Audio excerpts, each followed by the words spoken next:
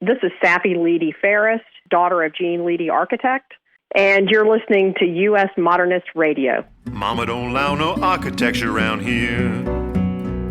Mama don't allow no architecture around here. Oh, I don't care what Mama don't allow, gonna draw mine modern anyhow. Mama don't allow no architecture around here. Welcome to U.S. Modernist Radio, where we talk and laugh with people who enjoy, own, create, dream about, preserve, love, and hate modernist architecture, the most exciting and controversial buildings in the world.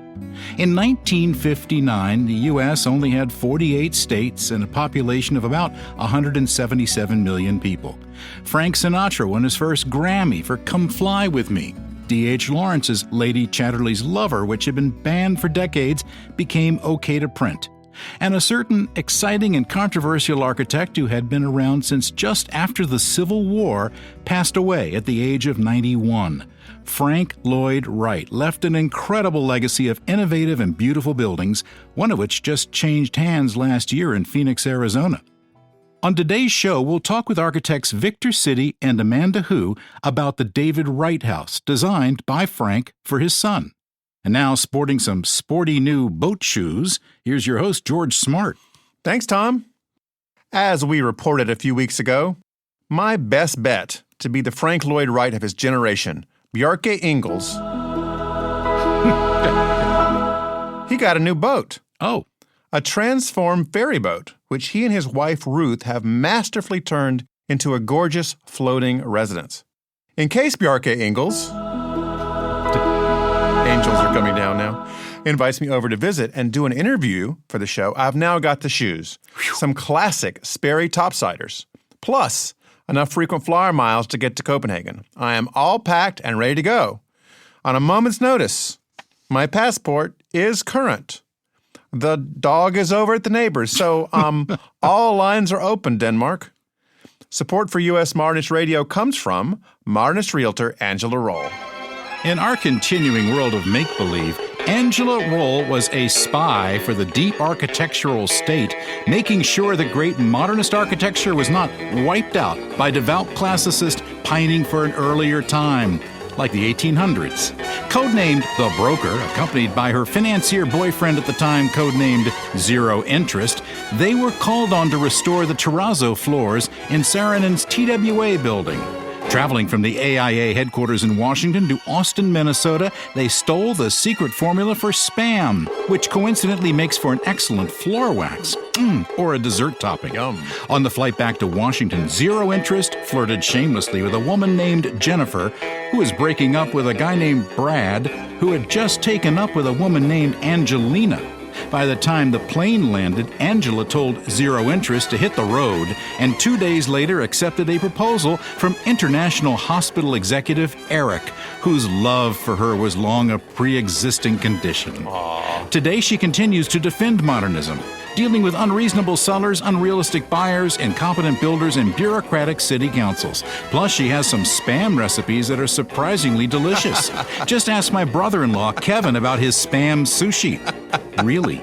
Reach modernist realtor Angela Roll at angelaroll.com. That's ROEHL, or 919-995-0550. How come there's no Spam sushi in the studio here, Tom? That sounds I'll like something we should try. Kevin a call. Yeah. He can whip some up in about 2 minutes. Thank you, Tom. You're welcome. Frank Lloyd Wright remains the most famous architect in the world, at least among folks like me and Tom who are not architects. The public, as well as the profession, remains fascinated by his life, his brilliance, and his buildings. He was, as people like to say, a piece of work. If you Google Mike Wallace, Frank Lloyd Wright, you'll see an interview and you'll see what I mean. Our first guest has done more to preserve the overall work and legacy of Frank Lloyd Wright than just about anyone. While studying architecture at Wright's famous schools, Taliesin in Scottsdale, Arizona, and Spring Green, Wisconsin, returning guest Victor Sidy spent his free time playing hacky sack? No.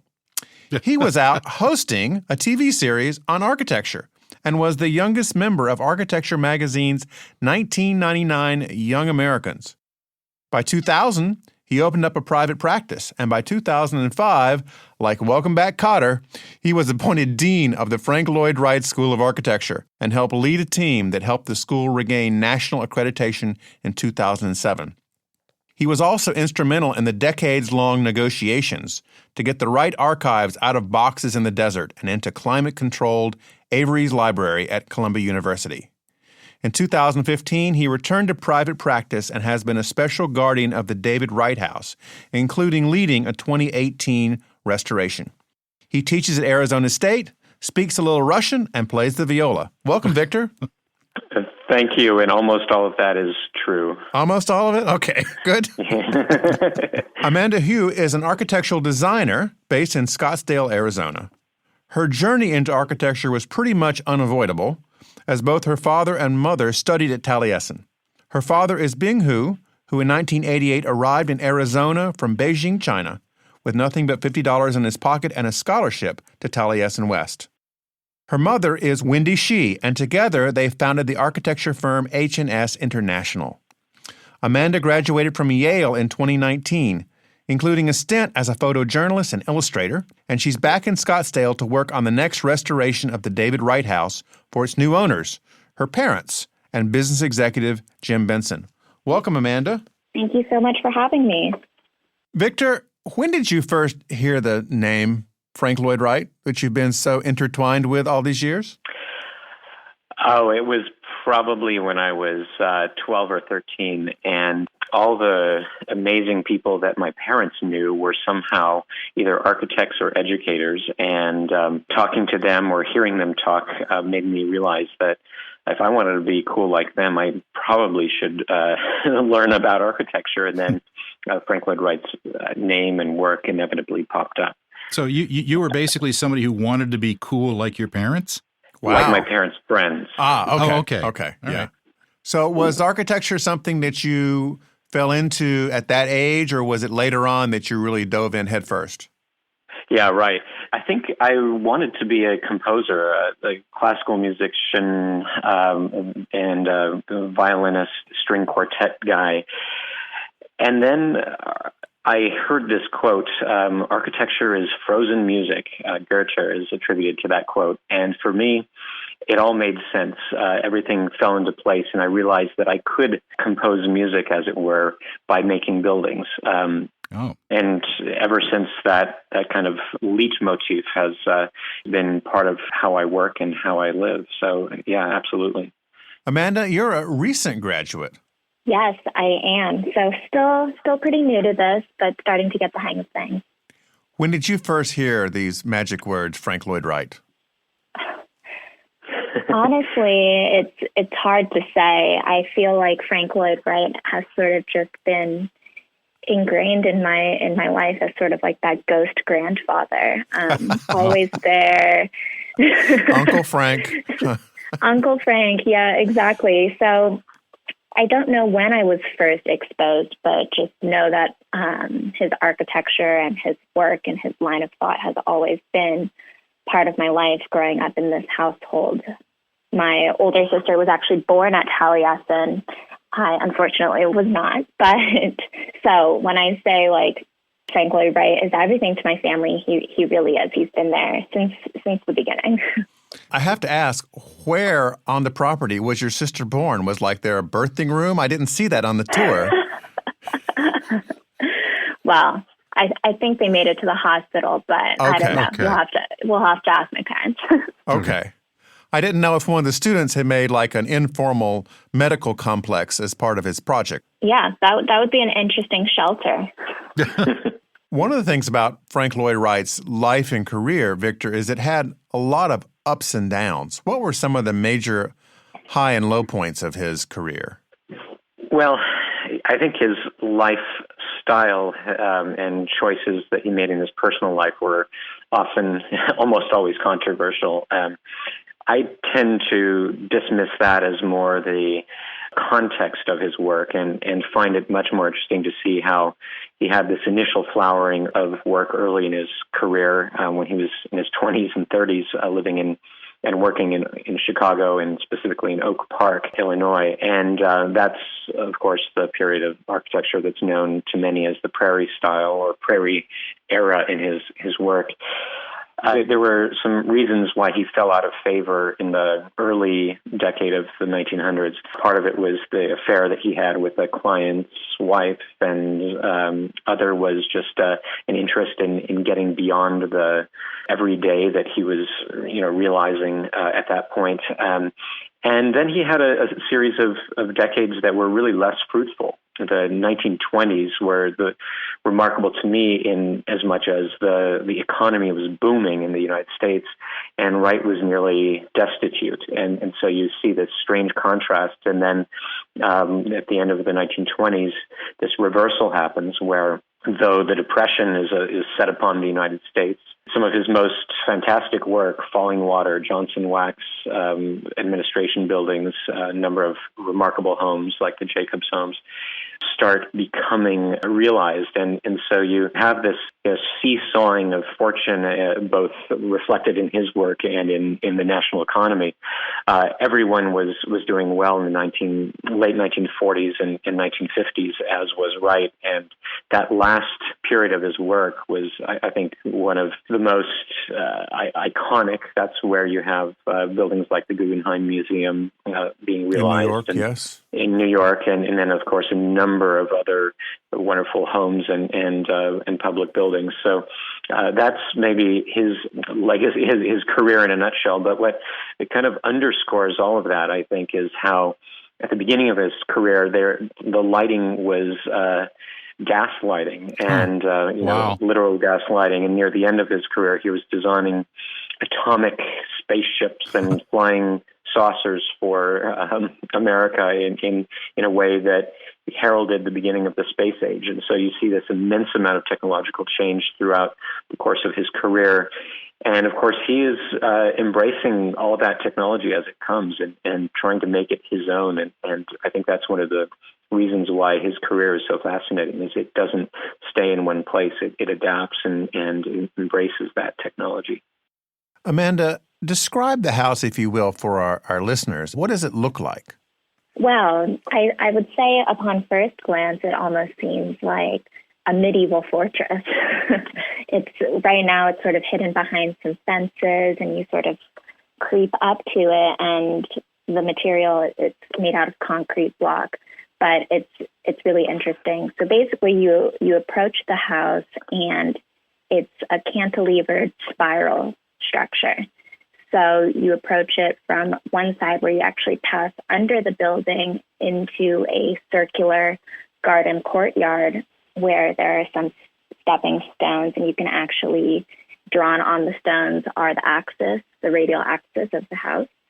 And as you walk through the garden, you approach a ramp, you slowly ascend this ramp, and on your right is the iconic Camelback Mountain. And as the namesake says, if you're not familiar with Arizona landscape, it's one of the best mountains in the Phoenix Valley.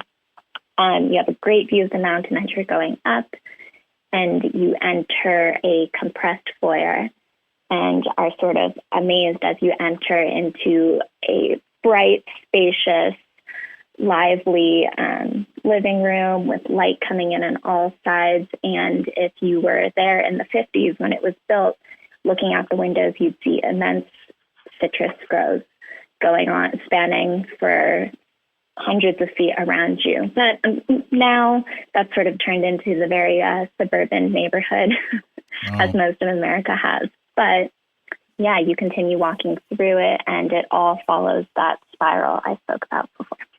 This house was designed for Frank Lloyd Wright's son, David Victor, and he and his wife lived there for many years. What happened next to the house? Yeah, so both David and Gladys lived in the house for a number of decades. They both died in their 100th decade. He when he was, I believe, 102, and she when she was 106. And so you see this home, which was really meant to be a place where they would live after the kids had gone to college and went to the military and live out their golden years. But their golden years lasted for around 50 years in all. And when they died, their heirs really were forced to sell the home. It landed in the hands of a altruistic developer, but the crisis in 2007, 2008 forced that buyer to sell to the highest bidder, who promptly made plans to subdivide the land, demolish the house, and put, I guess, more of suburbia on that lot.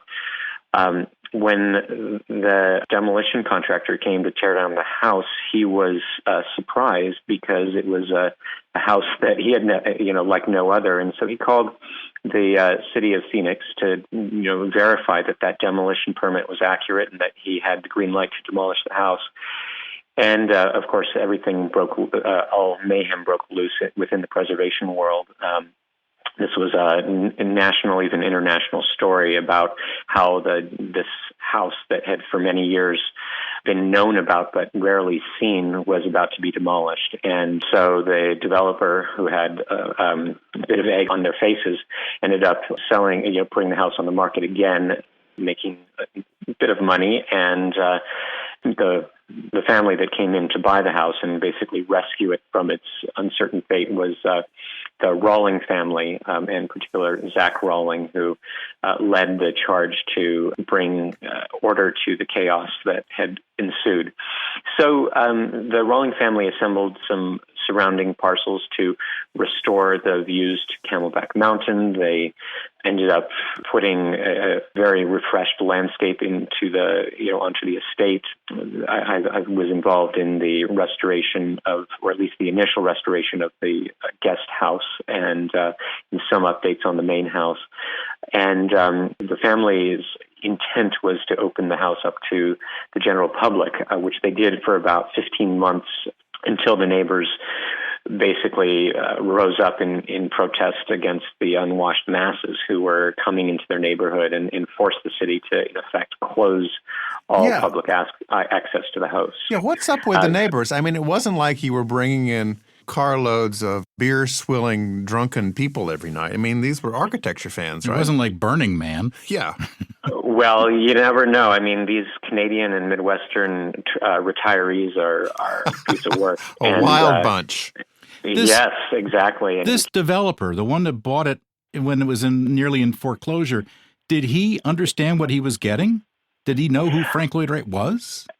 Well, they said that they had no idea, but there are few reasons why that may not quite be the case. But the reality is that the house had really fallen out. Initially, after it was built, it was published widely, but it had fallen out of the architectural canon by 2007, 2008.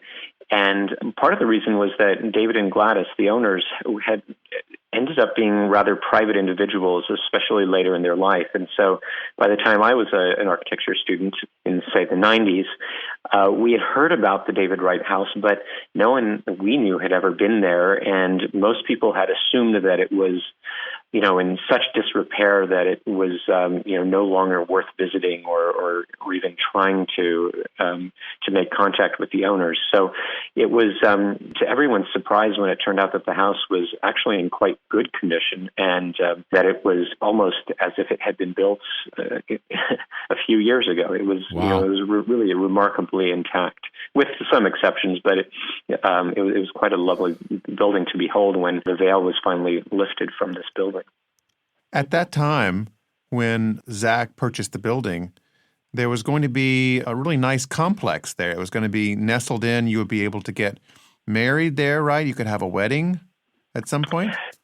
Well, I think weddings were less of interest to the family, the Rawling family, than really truly public education, and in particular, education for children. Their interest was to use the David Wright house as a gateway to falling in love with architecture in the same way that Zach had fallen in love with architecture early on in his life, and make the opportunities available to 7-year-old kids to learn about geometry through the house and to see the possibilities of architecture beyond the rectangular form. So this was the real desire of the family. They had indeed planned a 40,000 square foot underground visitor center that would allow the viewers to see the wonders of the house in very contemporary ways. So that was the dream. The reality, of course, was a series of setbacks that were mostly political, and we were left with a rather uncomfortable situation when about a year or two ago, the family decided that they did not want to make any small plans and instead thought that it would be best to sell the home and give it to others who might be able to do with it what might be more in line with what the neighbors and the city was interested in.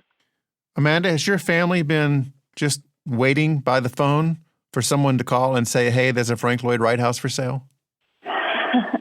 Yeah, it's definitely been a dream of my parents to own a Frank Lloyd Wright home.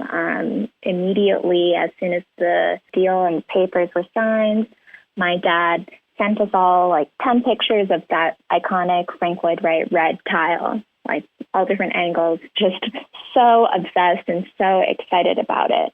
Although I don't think we could have predicted this was going to happen. I think it was just sort of a storm of things happening all at once, and it's a really exciting project for my dad, and one that I think he hopes can sort of serve as a cornerstone of his career. As of now, what are the plans for the Sidy? Is it going to become an educational kind of center like Victor discussed, or are people just going to live there full-time? How will it work? Well, I think the sort of political nature of the site is still very much at play. So for now, we are just planning to sort of keep it as a home for my parents to live in the future. But of course, I've actually had the amazing opportunity to live there for the past couple of months, and I'll just be. I bet you hate that, right? You just think that's terrible. Oh my gosh. Well, I just started to maybe think about looking for a new apartment to move into when the restoration work gets a little bit more intense. And I keep talking about how the natural light is terrible at all these apartments. And my parents are reminding me that I am incredibly lucky to live. Yeah. Yes, very spoiled. And I don't even realize it sometimes. But after living there and sort of, seeing what it's like, I am sometimes standing at the kitchen watching dishes, and I'll see random cars sort of park in front of the house, or even people on golf carts driving onto the property, just because they're so curious with what's going on here. And while it can be a little bit strange, I honestly am always just so happy and excited to see these people interested in Frank Lloyd Wright. So it's hard because I think my family hopes for this house to be able to be shared with the public, but also it's maintaining this sort of relationship with our neighbors and figuring out how that's going to work out. So we will see. But for now, we're just hoping that we can enjoy the house and our guests as well. What is your role there with the renovations? Well, like you mentioned, I am still very early on in my career. And so I actually, when this opportunity presented itself, moved out of New York City and back home to Arizona to just sort of be alongside my dad going through this process. This is his first time doing a major historic restoration as well. So we're all learning every day about new things in the process. And it's nice. I feel like I'm his apprentice almost, sort of taking on this relationship. And there's a good feeling inside about the parallel between, Frank Lloyd Wright designing this for his son and me and my dad taking this on together. Now, what are the major things that have to be done to the building, Victor, in this next phase of renovation/restoration? Well, this is it's always a moving target, and I think it's truly the owner that needs to call the shots on any renovation, because ultimately it's their time, money, and energy that is being wrapped up in this. But I do know that Bing and Wendy and Amanda and the greater group of people that they're working with are looking at doing new roofing and new masonry restoring. And actually, I would hope, Amanda, you can talk a little bit more about that. But when the house was when I had first discovered that the house might be sold to Bing and his family, I was, of course, overjoyed because this was an opportunity to bring that kind of Taliesin spirit into every piece of concrete block and wood of the house.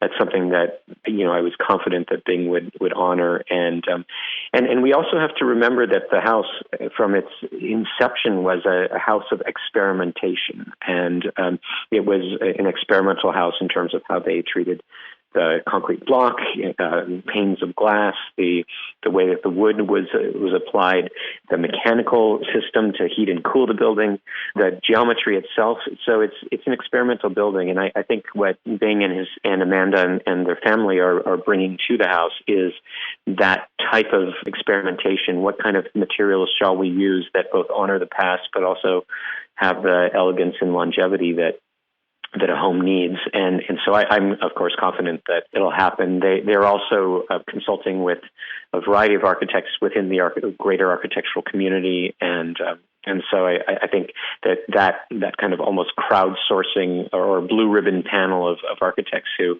are contributing to what needs to happen to those next steps is another wonderful example of how they are approaching the challenge.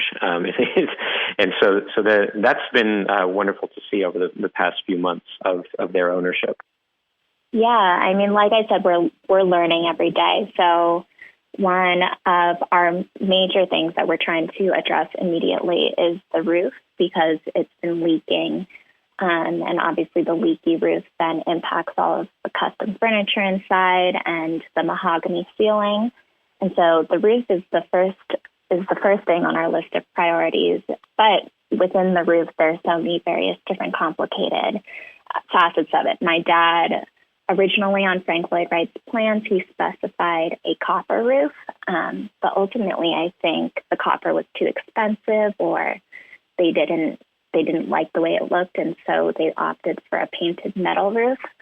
And so my dad has been going back and forth about, do we make it copper because that's what was originally planned, or do we just restore it back to its original state and follow and honor that? And so it's this constant back and forth. I don't know. It feels like there's no right decision or no one who can tell us what to do. So we are spending a lot of time sort of digging into the archives and doing additional research about Frank Lloyd Wright and his buildings at large to inform the decisions we make. But we're taking it slow. Every day we're sort of wrestling with new issues that arise or new questions.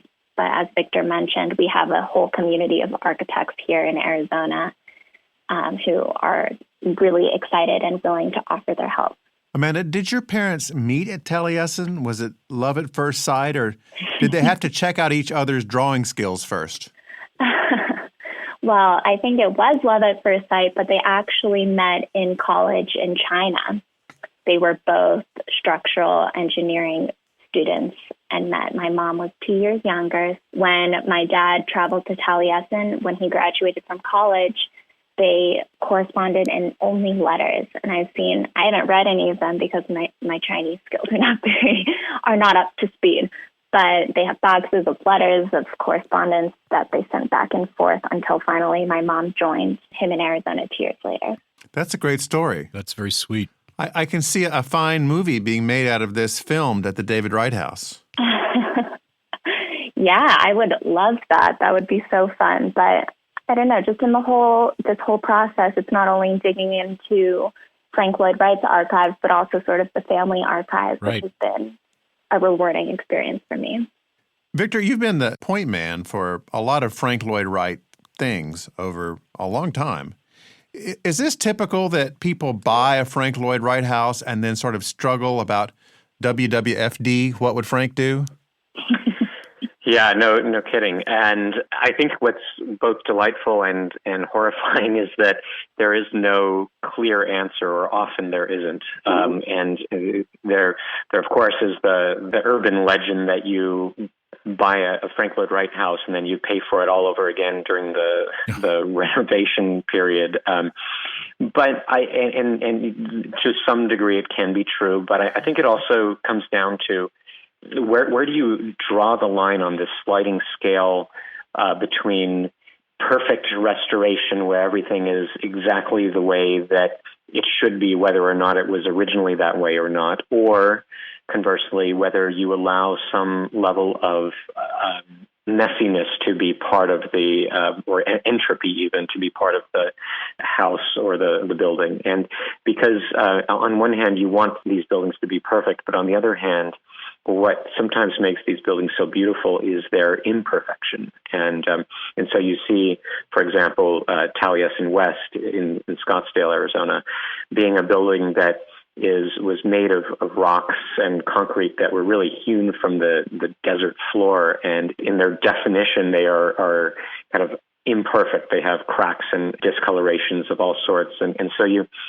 see that being part of Wright's work. And the key for us was to just always remember that, as Wright had said, architecture is necessarily, or organic architecture is necessarily living architecture, that it can't be static. It can't be, as I interpret it, not ever stuck in amber, that there needs to be the element of life within the building. And that might mean that the messy dishes are left on the counter, or that when it rains you have to kind of move a few things around so that leak that is omnipresent is addressed and doesn't deteriorate the rest of the building. So that's the fight that anyone in the preservation world does fight, and it's very pointed at any of these Lloyd Wright buildings, of course. The leaky roofs are apocryphal, but the reality is that it's not just the leaky roofs; it's the relationship, this close-knit relationship between the house,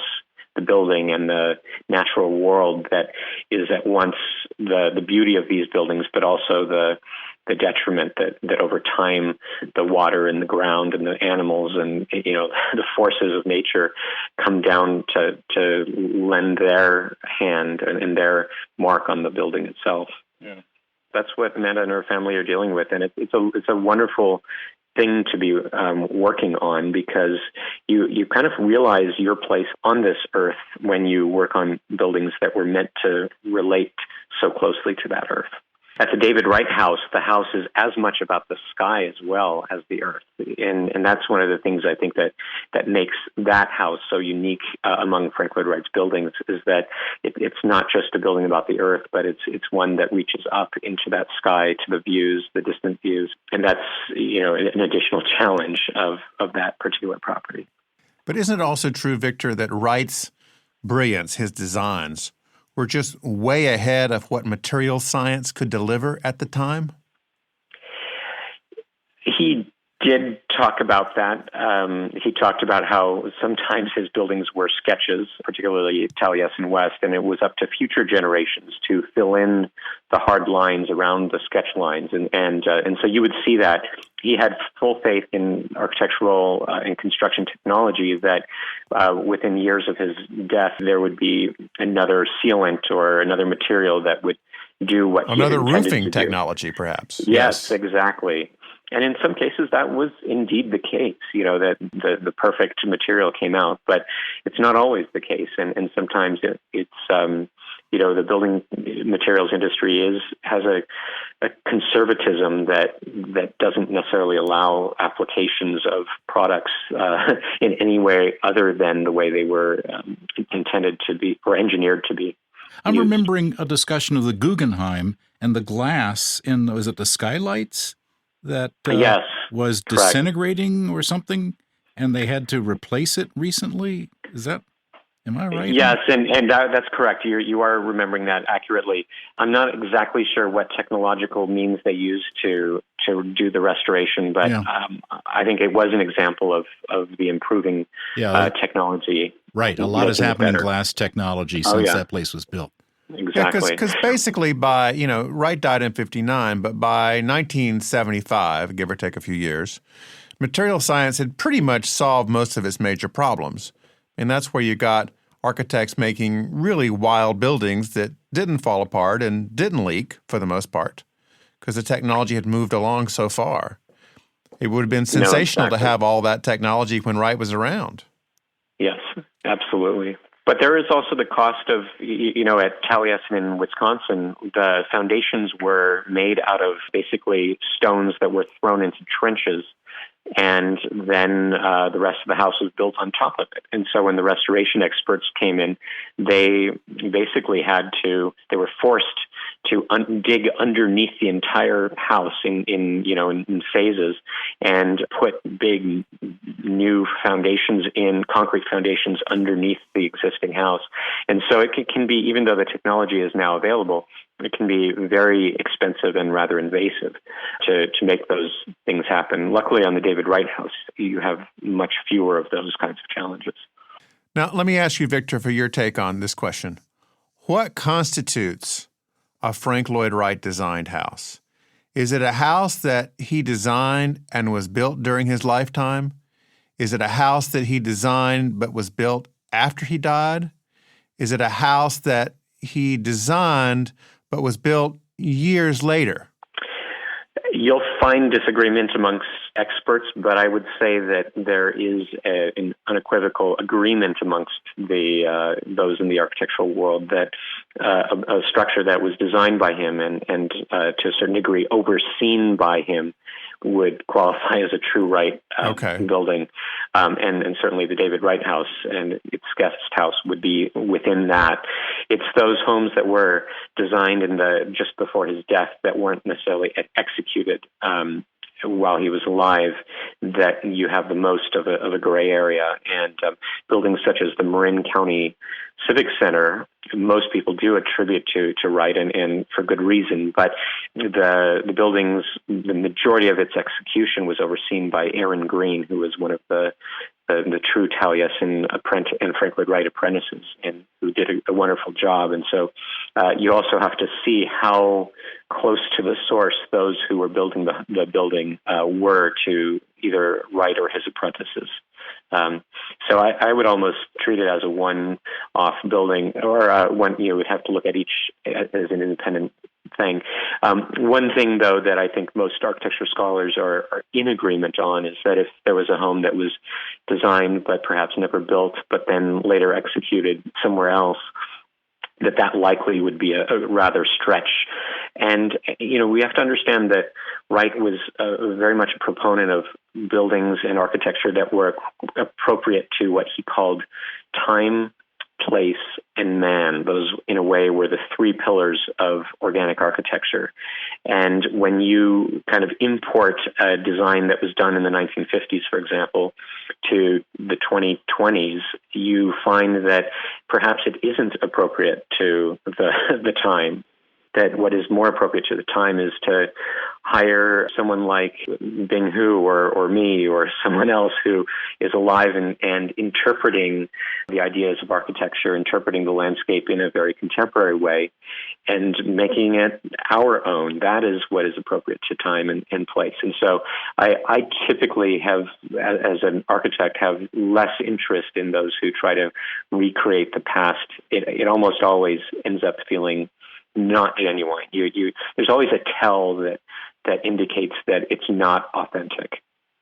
For a long time, you could go to, I guess it was the Fellowship, and you could buy an unbuilt house and get it built, and then they stopped doing that. Probably That's for right. some of the same reasons. Yeah, as Right. you were discussing. Are there any Frank Lloyd Wright projects going up now?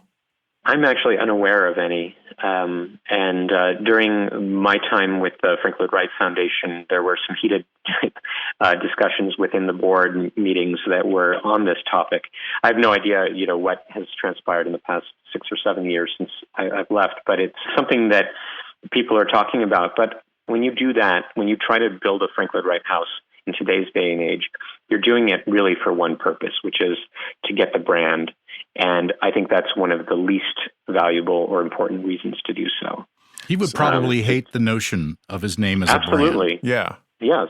And when his own apprentices designed buildings that looked like his, he would say, well, boys, we've seen this one before, and change the subject and move on to another student who perhaps would have more imagination. So, when you look at the work of Wright, don't look at it as something that can be imported into the current era. You look at the ideas, and those are the ones, I think, that the ideas, the principles, the example, and that's what's relevant to today, in my opinion.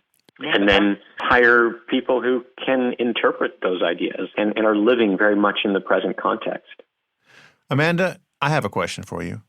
Yes. What would it be like if Frank Lloyd Wright had Twitter?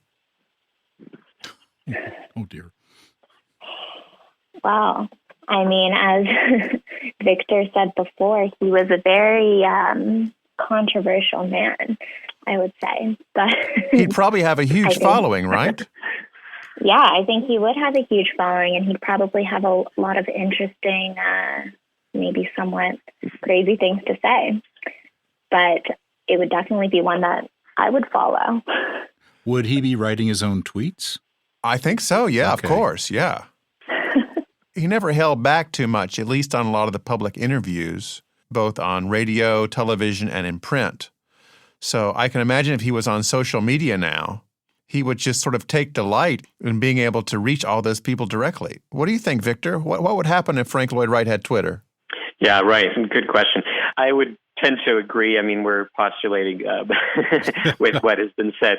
But I also, have to mention that, Wright had very little patience for the noise of the newspapers. And he was very much a transcendentalist in as much as he thought that perhaps whether you were reading the newspaper in one decade or the next, the news was pretty much the same. It was the names that would change. And so you see him really wanting to stay out of the noise part of the discourse and really stay true to what he felt was important. And I think, his father was a preacher. And I think there was a bit of pressure, and so was his uncle. There was a lot of pressure within the family to become one. And I think he realized that architecture was his way of preaching, of conveying ideas, of conveying principles. And so how many preachers do you know actually go ahead and tweet? I'm sure there are many, but it's really more this idea that it was the stones and glass and steel and wood that he was using that were really the communicators of his ideas, not so much the outlandish ways. In a way, he felt that was too much of a distraction in a certain way. All right, pop quiz time. I'm going to read you a beautiful quote, and I want you to tell me who said it. You ready? Here we go. In my future, I envision the opposite of a desk job. I want to see, do, explore, feel the world around me with no limitations. I think architecture can open this door for me, not only as a profession, but by instilling in me a unique design-oriented way of thinking, developing a lexicon rooted in the movement of shapes, light, and atmosphere. While I can't predict whether this will be true, I know in the future I will do what I love. I will dedicate my work to imagining and creating beauty and intrigue where it has room to grow. Who said that? Amanda, you first. You're recently in college, so refresh your memory. Was it Victor? Sounds like something Victor would say. No, Amanda, that was you. That was me? Quoted in the Yale newspaper. Oh. What? That was you, yeah. We got that from the Yale newspaper. And wow. Beautiful quote, I just wanted to say. Nicely done, yeah. Yeah. Well done. Wow, I can't quite say I remember writing that in all of my college fury. But, yeah, thank you for reading that. Take the credit. Go ahead. Yeah. I mean, if we got that wrong, we'll correct it. But our research team came up with this, and I thought it was just really poignant. Yeah, I mean, that quote definitely speaks to why I became part of architecture, and it's why it's so exciting to me. Victor and Amanda, thank you so much for joining us. It's such a pleasure to know that the David Wright House is in good hands and has a promising future. Thank you so much for having me. I am so excited to continue in this process, and hopefully I can share with you guys the progress. Oh, yes, we want to know. George, it's always a delight, and can't wait to talk soon. Thanks for listening. U.S. Modernist Radio is underwritten by Angela Roll, your special real estate agent for Modernist houses. Okay, Tom, wrap us up. Visit usmodernist.org's massive archives to listen to past shows, discover documentation of 8,000 significant modernist houses, and access 3 million pages of classic 20th century architecture magazines. U.S. Modernist Radio is produced by Soundtracks Recording Studios in Raleigh, North Carolina. Our theme song was performed by George Smart and Robinson Earl. Carrie Cesarino researches our guests while juggling a mom and 6 chickens roaming her backyard, 2 above-average children, a shockingly handsome husband, drop dead, and gorgeous, a pitcher of martini. She must be very strong. U.S. Modernist Radio is a production of Modernist Archive Incorporated, a nonprofit educational archive for the documentation, preservation, and promotion of modernist residential design.